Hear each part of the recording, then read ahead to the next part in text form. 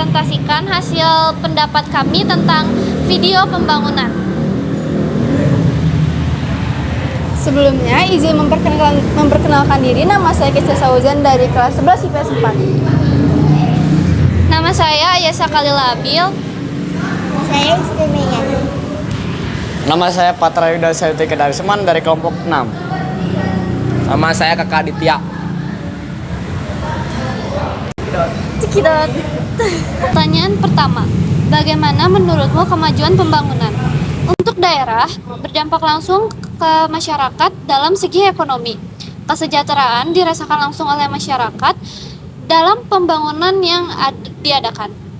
Untuk negara, adanya kemajuan peningkatan pajak, peningkatan pertumbuhan ekonomi, serta pembangunan seperti infrastruktur, jalan tol, bandara, dan lain-lain. Pertanyaan kedua, apakah jenis fasilitas pembangunan yang ada di dalam video tersebut? Dari manakah sumber dana pembangunannya? Jenis fasilitas pembangunan yang ada di video tersebut adalah jalan tol, bendungan, jembatan, taman, dan lain-lain.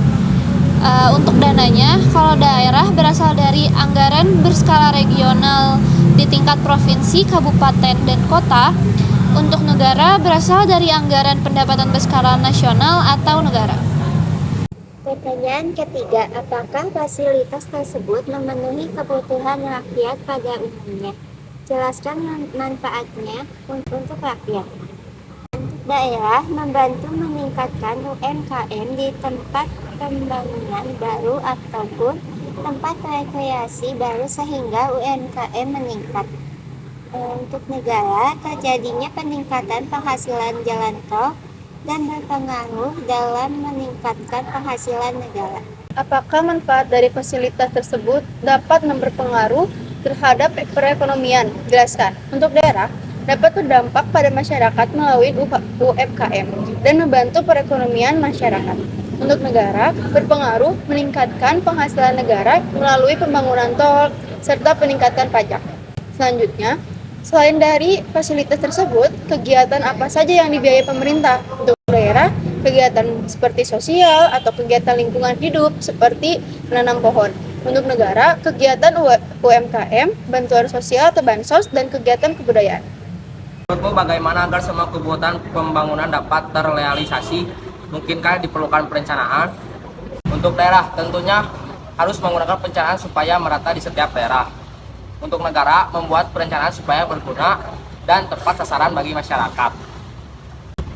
Bagaimana agar sebuah rencana pembangunan tersebut dapat disetujui oleh rakyat? Untuk daerah, rakyat lebih banyak menanyakan dengan jelas tujuan untuk pembangunan tersebut serta manfaatnya.